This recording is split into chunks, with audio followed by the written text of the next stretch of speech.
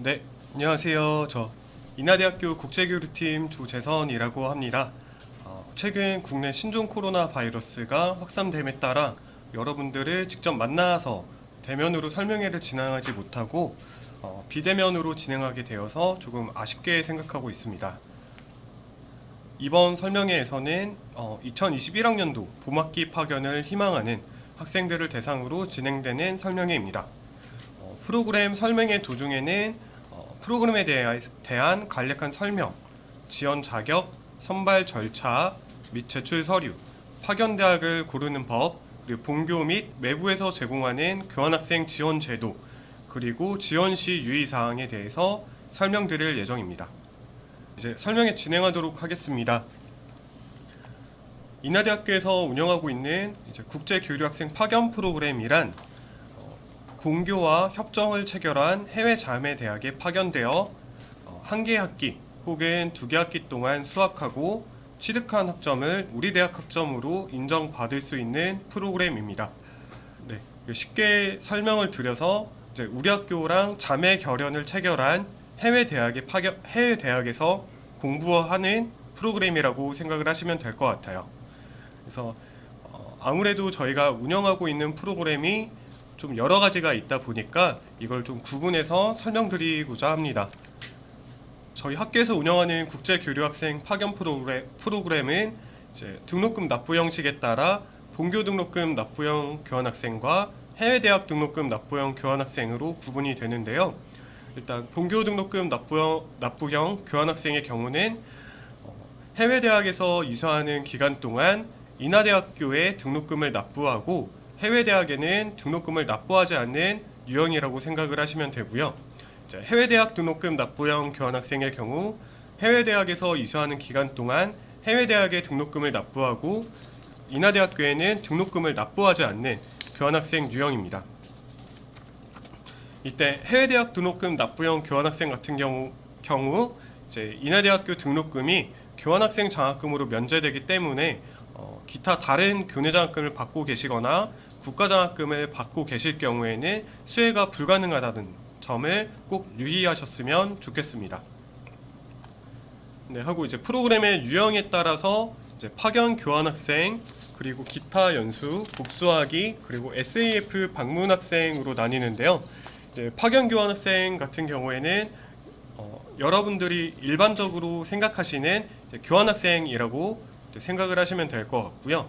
그 다음에 기타 연수 같은 경우에는 미국에 있는 일리노이 공과대학에 파견되어 전공과 어학 강의를 동시에 수강할 수 있는 과정입니다.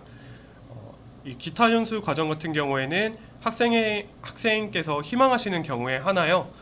연계해서 인턴십도 진행이 가능하고요. 이 경우에는 추가 비용이 발생한다는 점을 꼭 주지하셨으면 좋겠습니다. 네, 그 다음으로는 복수학위 프로그램이 있는데요. 복수학위 프로그램은 인하대학교에서 2년 이상 수학한 이후에 미국의 일리노이 공과대학에 파견되어 2년 동안 수학하고 인하대학교와 일리노이 공과대학의 졸업 기준을 모두 충족하였을 때 양교의 학위를 받을 수 있는 과정입니다. 마지막으로는 SF 방문 학생이 있는데요. SF 재단의 회원대학인 영어권 우수대학에 파견되어서 수학하는 과정이라고 생각을 하시면 될 것 같아요. 지금 제가 이렇게 말씀을 드리면 등록금 납부 유형에 따라 프로그램 유형에 따라 약간 혼동이 되실 것 같아서 조금 간략하게 설명드릴 수 있는 슬라이드를 준비했습니다. 본교 등록금 납부형 교환학생은 제가 아까 일반적으로 말씀드린 파견 교환학생이 모두 해당된다고 생각을 하시면 될 것 같고요.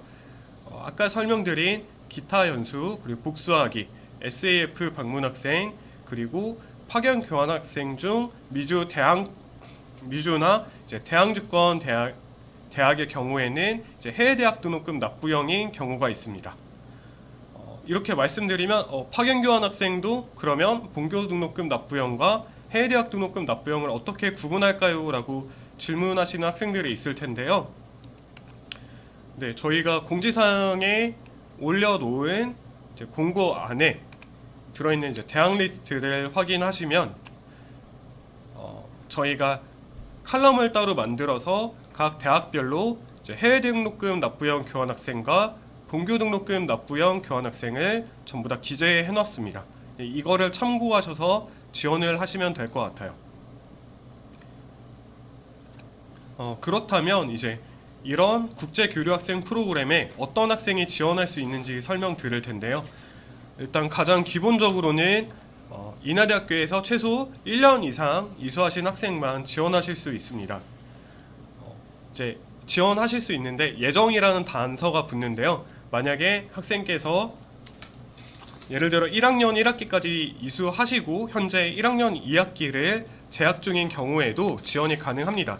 단 이 경우에 만약에 1학년 2학기 때까지 취득한 학점이 32학점이 안 되는 경우에는 추후에 교환학생이 취소될 수 있으니 꼭 유의하시기 바라고요. 이제 복수학위를 지원하시는 경우 최소 65학점 이상 수료하셔야 되고, 이제 인하대학교에 편입하셨을 경우에는 한 개 학기 이상 인하대학교에 재학을 하고 계셔야 되고, 이제 외국인 학생 같은 경우에는 인하대학교에 5개 학기를 등록하셔야지 지원하실 수 있습니다. 이제 학생들께서 가장 많이 물어보시는 것 중에 하나가 저 지금 휴학인데 지원 가능한가요? 라고 물어보시는데요. 휴학생도 지원이 가능하시고요. 단 해외대학에서 이수하시는 기간 동안에는 반드시 인하대학교에 정규 등록을 하셔서 재학을 하셔야 됩니다. 그 다음으로는 이제 평점 평균과 어학 기준이 있는데요. 이제 평점 평균과 어학 기준은 모두 인하대학교에서 제한하는 최저 평점 평균과 어학 기준은 없으며 학생이 파견 가기를 희망하는 지원대학에서 요구하는 평점 평균과 어학 기준을 충족하셨을 경우에는 지원하는데 아무런 문제가 없습니다. 네, 만약에 국제교류학생 지원 자격이 되신다면 아래의 절차를 통해서 국제교류학생 프로그램에 지원할 수 있습니다. 네, 가장 먼저 하셔야 될 거는 온라인으로 지원을 2020년 9월 10일 오후 5시까지 온라인으로 지원을 하셔야 되는데요. 이제 온라인으로 지원하신 이후에 지원서를 출력하고 서명 그리고 스캔하신 이후에 저희가 공지사항에 올려놓은 별도의 URL에 본인의 지원서와 제반 서류를 업로드하시면 됩니다. 이제 서류 접수가 완료된 이후에는 이제 중국어 및 이제 프랑스어 어학 평가가 진행될 예정이고요. 이제 어학 평가와 관련된 사항은 지원서 접수가 완료된 이후에 이제 학생들께 개별적으로 안내드릴 예정입니다. 이제 영어나 일본어 같은 경우에는 공인 어학 성적으로 대체가 되기 때문에 개별적인 어학 시험에는 참가하실 필요가 없습니다.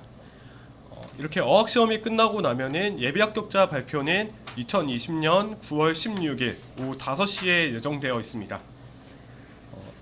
그 합격 여부 같은 경우에는 포털을 통해서 저희가 안내를 할 예정이고요. 여러분들의 합격 여부뿐만 아니라 장학금 수혜 여부까지 안내를 드리기 때문에 나중에 꼭 한 번씩 확인해 보시기 바랍니다.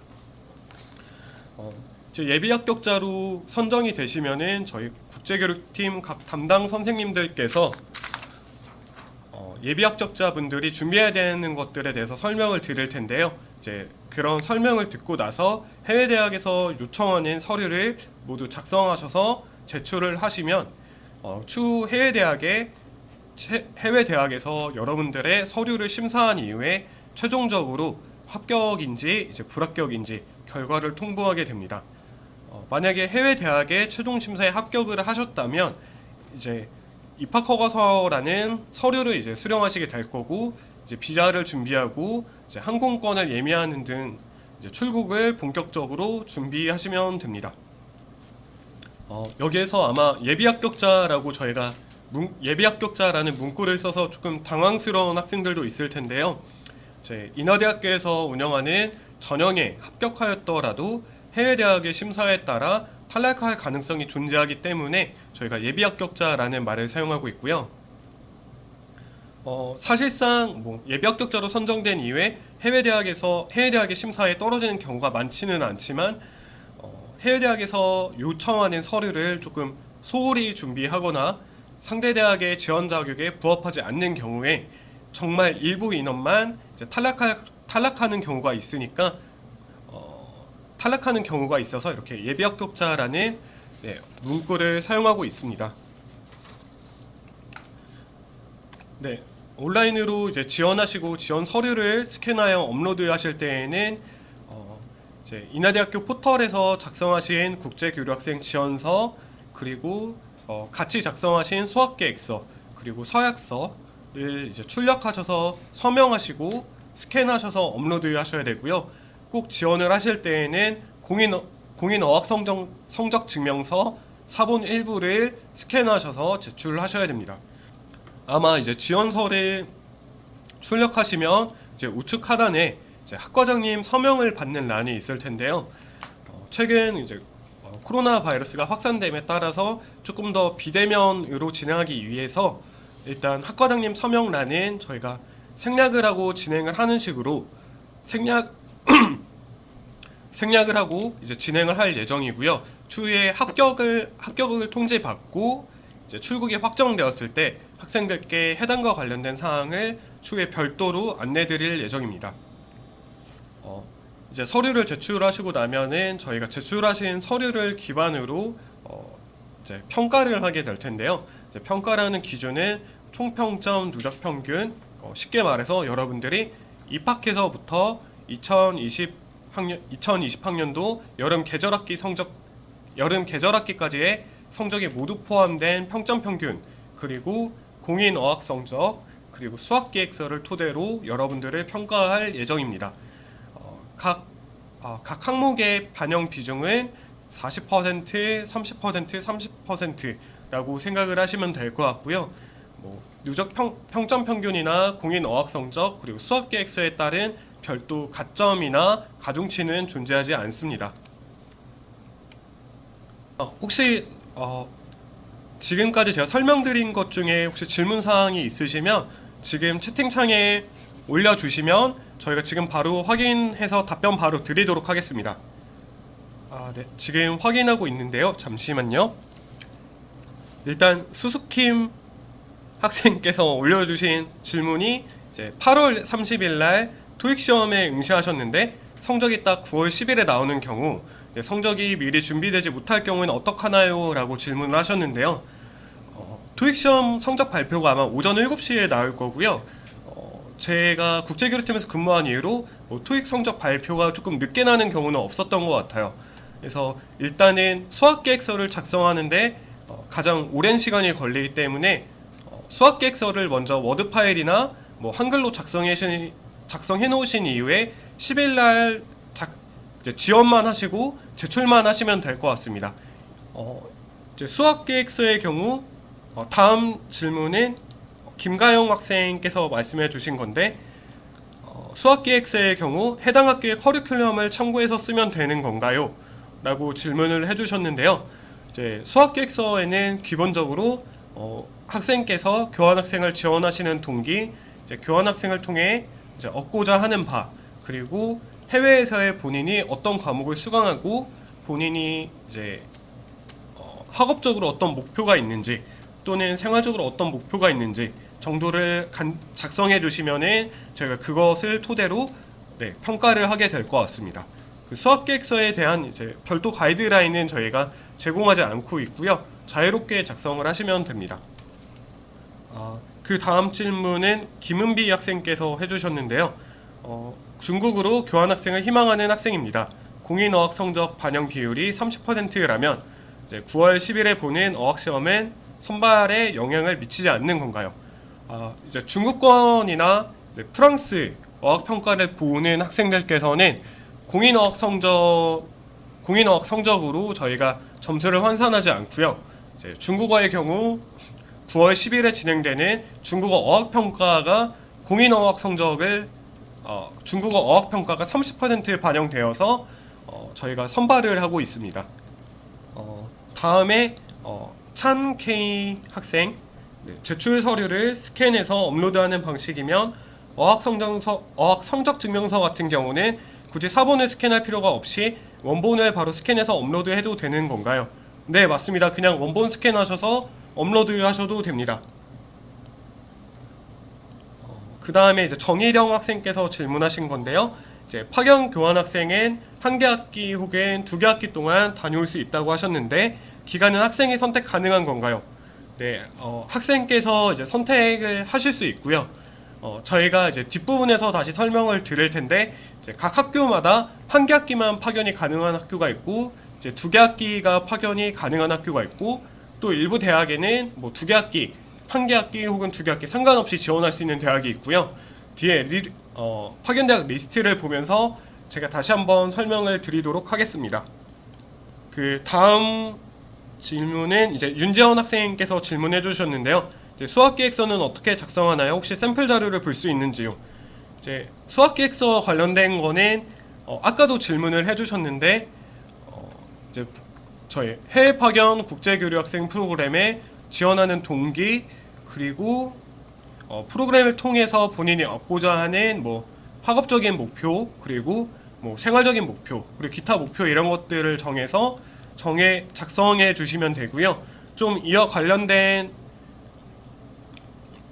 이제 수학계획서 관련된 질문을 좀 많이 주시는 것 같아서 이제 관련된 사항은 저희가 국제교류팀 홈페이지 FAQ 게시판에 조금 더 자세히 답변을 작성해서 업로드해 놓도록 하겠습니다. 수학계획서 ZZRI 학생께서 질문해 주신 건데 네, 웃어서 죄송합니다. 수학계획서 혹시 한국어로 작성해도 되나요? 그리고 중국 교환학생 지원의 경우에는 어학시험을 따로 보니까 공인어학 성적을 제출하지 않아도 괜찮은 건가요? 라고 질문을 해주셨는데요. 일단 수학계획서는 한국어로 작성을 해주셨으면 조금 더 좋을 것 같고요. 그 다음에 중국 교환학생 같은 경우에는 어학시험을 따로 보기 때문에 공인어학 성적 제출이 필수는 아닙니다. 근데 조금 더 제출하시면은 저희가 학생들을 선발하는데 조금 참고는 할 수 있을 것 같으니까 제출해 주시면 좋을 것 같아요. 네, 이어서 이제 설명에 남은 부분에 대해서 설명을 드릴 텐데요. 네, 이제 파견대학을 선정하는 거에 대해서 이제 말씀을 드리려고 하는데, 이제 파견대학을 선정하는 게 이제 가장 중요한 게, 여러분들 이제 교환학생은 여러분들 대학생활 중에 딱 한 번만 참가할 수 있는 과정으로 지원하기 전에 반드시 본인이 프로그램에 지원하는 이유와 이제 본인이 이제 프로그램을 통해서 이루고자 하는 바를 차분히 생각해 보신 이후에 꼭 선택을 하셨으면 좋겠고요. 제가 이렇게 얘기하면 너무 겁을 주는 것 같기도 하지만 어떤 대학을 선택하느냐에 따라서 여러분들이 해외 대학에서 느끼는 만족도가 상당히 다를 수 있기 때문에 꼭 여러 가지 가능성을 항상 고려해 보시고 여러 가지 정보를 다 탐색해 보신 이후에 지원을 하셨으면 조금 도움이 될 것 같습니다. 그래서 일반적으로 이제 파견 대학을 이제 선정하실 때에는 항상 본인이 평소에 관심 있었던 혹은 파견을 희망하였던 권역이나 국가에 대해서 생각을 하셔야 되는데요. 이제 앞에 보여드리는 지도 중에 초록색으로 표기된 부분은 저희 인하대학교에서 모두 파견이 가능한 대학이라고 생각을 하시면 될 것 같고요. 실제로는 이렇게 초록색으로 표기된 대학보다 조금 더 많은 대학으로 학생들을 파견하고 있습니다. 네, 파견 가실 국가를 선정하셨다면 일단 리스트를 통해서 저희가 구글 드라이브에 스프레드시트로 다 정리를 해놨는데요. 다운 받으신 이후에 엑셀에 있는 이제 필터 기능을 이용하셔서 본인이 희망하는 뭐 권역 혹은 국가의 대학에서 이제 본인의 전공과 유사한 전공 프로그램을 제공하는지, 그리고 이제 본인 전공과 관련된 강의를 영어로 제공하는지 꼭 사전에 확인을 하시고 지원을 하셔야 됩니다. 이 과정이 가장 중요한 게, 이제 만약에 제가 뭐 학생이고 경영학과라고 가정을 했을 때 제가 경영학과 학생인데 어떤 대학에 파견을 갔는데 그 대학은 공과대학만 영어 강의를 제공하는 학교였어요. 이러면은 저는 이제 어떤 과목도 이수하지 못하고 돌아오는 경우가 생길 수도 있기 때문에 꼭 파견이 희망하는 대학에서 본인의 전공과 유사한 프로그램을 제공하고 그 해당 전공에서 영어 강의를 제공하는지 반드시 확인을 하셔야 됩니다. 그 다음으로는 이제 이렇게 내가 파견 가기를 희망하는 대학에서 내 전공과 관련된 영어 강의를 제공한다 라고 가정을 하셨을 때는 이제 내가 이 대학에 지원을 하실 수 있나 라고 생각을 하셔야 되는데요. 화면에 보시는 것처럼 뭐 네바다 주립대학 라스베이거스를 보자면 뭐 토플 IBT로는 61점, ITP로는 500점, 토익으로는 650점, IELTS로는 6인데요. 제시된 4가지 어학 기준 중에서 한 개라도 충족하였을 경우에는 지원이 가능합니다. 근데 오른쪽에 어학 세부 요건에 IELTS의 경우에는 모든 영역에서 5.5 이상 이렇게 적혀 있는 경우에는 이제 IELTS로 지원할 경우에는 모든 영역에서 꼭 반드시 5.5 이상을 받으셔야지 이 대학교에 지원을 하실 수 있습니다. 그리고 만약에 본인이 최저 어학 요건에 도달하지 못하였는데 지원을 했다 이러면은 자동적으로 탈락을 하기 때문에 꼭 어학 요건을 확인하셔야 되고요. 여기까지 일단 확인을 하셨다면 이제 그 다음으로는 이제 최저 성적 요건을 맞출 수 있는지 그리고 상대 대학교에서 요구하는 뭐 기타 조건이 있는지 확인을 하셔야 됩니다. 여기 보시면 뭐 일리노이 공과대학 같은 경우에는 이제 최저 성적 요건이 4.0 만점 기준에 3.0 이상 이렇게 나와 있는데요.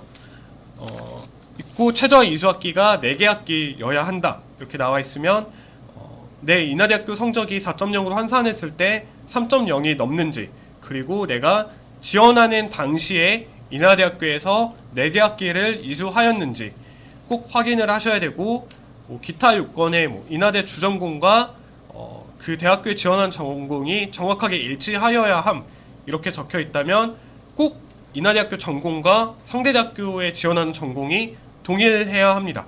네. 그리고 이제 뭐 4.0으로 환산을 어떻게 해야 하나요? 라고 질문을 하시는 학생들이 있을 텐데요.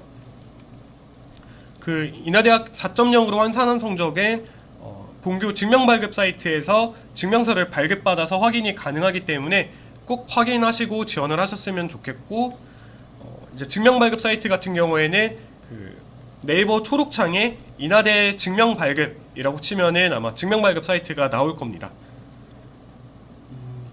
지원 전공 이제 관련해서는 이제 해당 대학교 홈페이지 저희가 제공한 해당 대학교 관련 홈페이지 뭐 지원 관련 전공을 확인하셔서 이제 상대 대학교에서 본인의 전공과 동일하거나 유사한 프로그램을 제공하는지 먼저 확인을 하시고 두 번째로 이제 그 학생께서 해외 대학에서 이수할 전공에 대해서 상대 대학에서 영어 강의를 제공하는지 반드시 확인을 하셔서 지원을 하셔야 됩니다. 이게 가장 중요한 것 중에 하나인 이유가 제가 만약에 뭐 경영학과라고 가정을 했을 때 제가 네바다 주립대학에 지원을 했어요.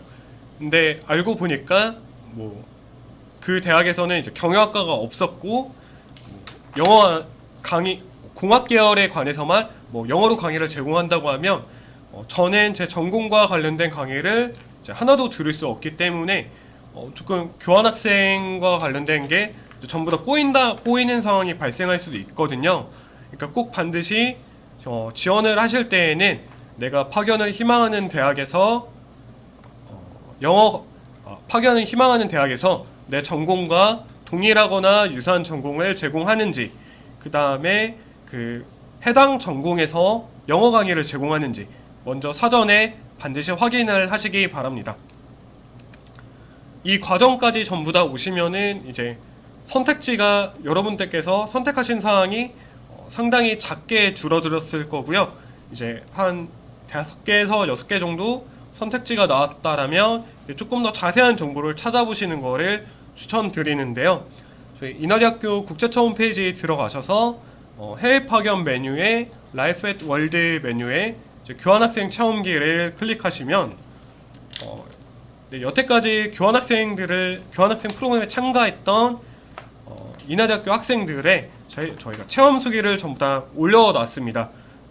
그래서 체험 수기를 읽어보시면은 실제로 이 대학교에 파견 간 학생들이 어떻게 생활했고 뭐 어떤 수업을 들었고 파견 준비를 어떻게 했고 이런 정보가 전부 다 자세하게 나와 있기 때문에 꼭 이런 정보를 확인하셔서 여러분들 이제 전체적으로 비용이 얼마 정도 들지, 그리고 다른 뭐 재번적으로 어떤 걸 고려해야 되는지, 그리고 내가 이 대학교에 갔을 때 어떻게 생활할 수 있는지 이런 걸 꼭 확인해 보신 이후에 지원을 하시면 될 것 같고요. 체험 수기까지 탐색하는 걸 전부 다 마치셔서 선택지가 한 2개에서 3개 정도가 됐다라고 하시면 지원하시기 전에 반드시 이제 6가지를 이제 반드시 체크를 하시고 지원을 하시면 될 것 같습니다. 본인의 전공이 개설되어 있는 대학인지, 그리고 본인의 전공과 관련된 영어 강의를 충분히 제공하는지, 그리고 파견 희망대학에서 요구하는 최저 어학 요건, 최저 성적 요건을 충족시킬 수 있는지, 그리고 파견 희망대학에서 제공하는 숙소시설 등이 본인에게 잘 맞는지, 본인이 현재 생활에 잘 적응할 수 있는지, 그리고 마지막으로는 이제 학비와 생활비를 비롯한 비용을 학생들께서 부담하실 수 있는지에 대해서 고려한 이후에 지원하시면 좋을 것 같아요. 그 다음으로는 이제 교환학생 지원제도에 대해서 설명을 드리려고 하는데요. 혹시 지금 화면이 깨지나요? 아니면 잘 보이시나요? 네, 그럼 이제 다시 진행하도록 하겠습니다. 이제 국제교류학생 프로그램 지원하시는 학생들을 위해서 저희 인하대학교에서 교환학생 장학금이라는 제도를 운영하고 있고요. 이제 교환학생 장학금은 이제 본교 등록금 납부형 교환학생에만 해당이 된다는 점 꼭 주의를 하셨으면 좋겠고, 이제 여러분들이 여태까지 취득하신 학점에 따라서 장학금을 차등해서 지급하고 있습니다.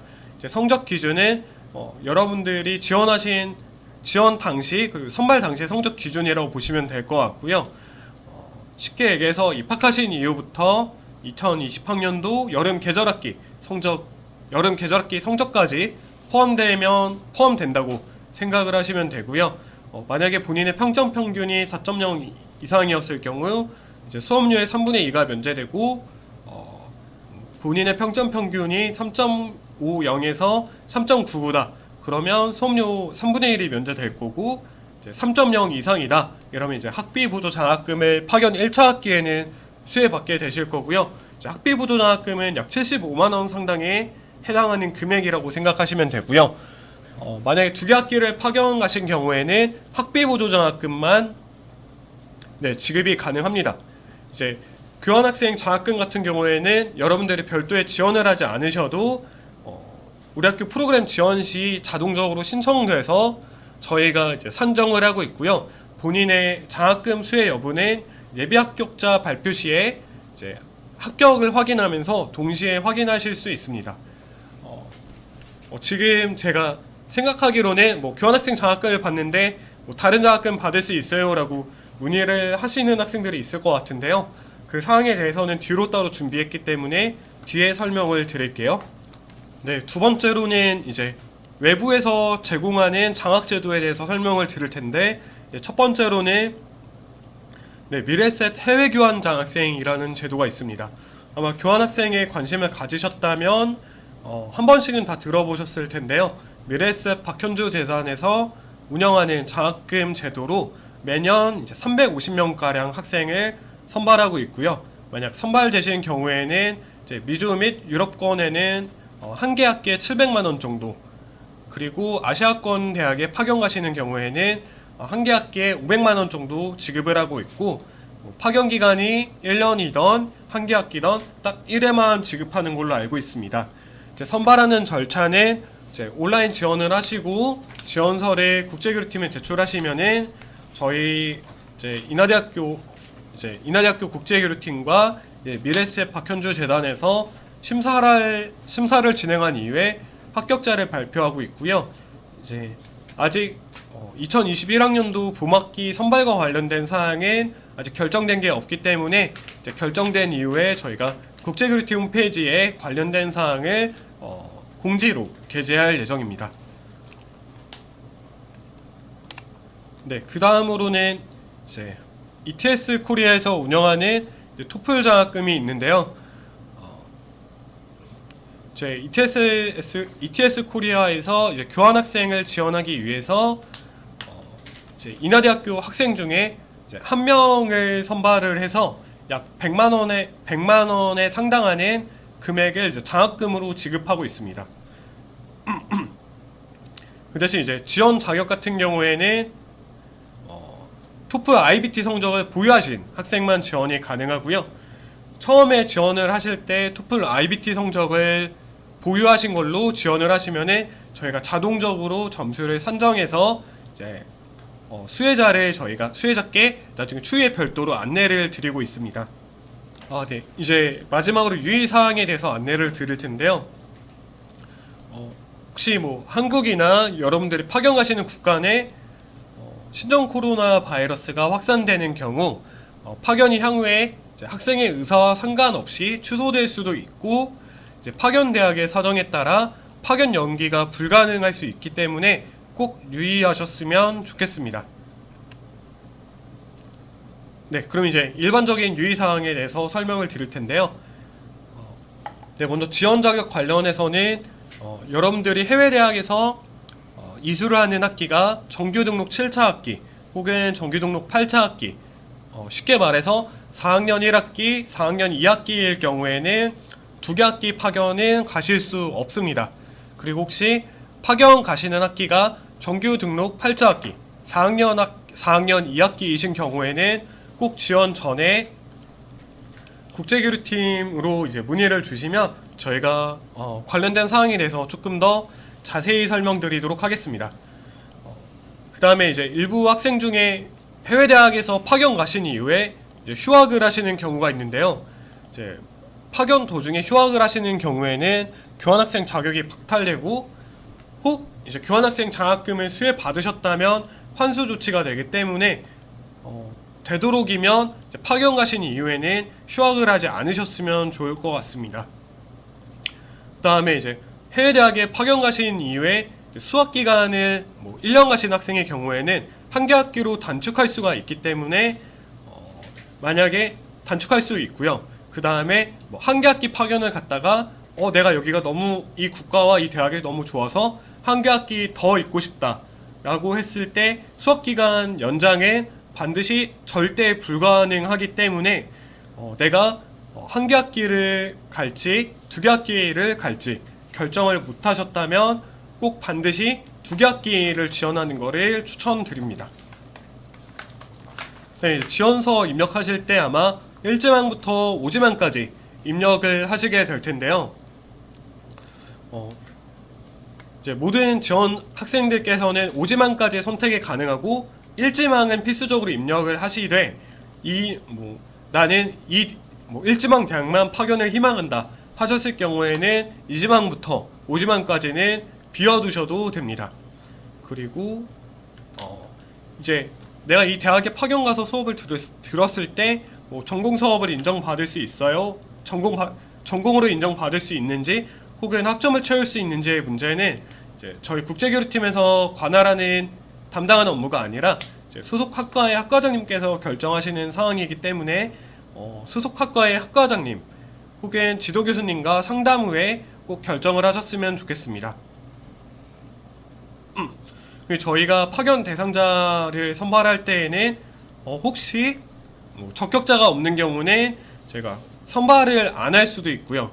아까 처음에 설명드렸다시피 해외 대학에서 심사에 따라 이제 최종 입학이 불허될 수도 있고, 저희가 이제 해외 대학에서 입학 허가서를 발급해 준 이후에 프로그램을 포기하시는 경우에는 조금 양교 간 신뢰에 문제가 있을 수도 있기 때문에 중도 포기하시는 경우에는 조금 한 번 더 심사숙고하신 이후에 포기를 하셨으면 좋겠습니다. 네, 이것으로 설명회는 모두 마치도록 하겠습니다. 네, 그래서 상당히 많은 학생들이 와주셔서 너무 감사하고요. 꼭 이번 학기에 지원하셔서 좋은 결과 얻으셨으면 좋겠습니다. 네, 감사합니다.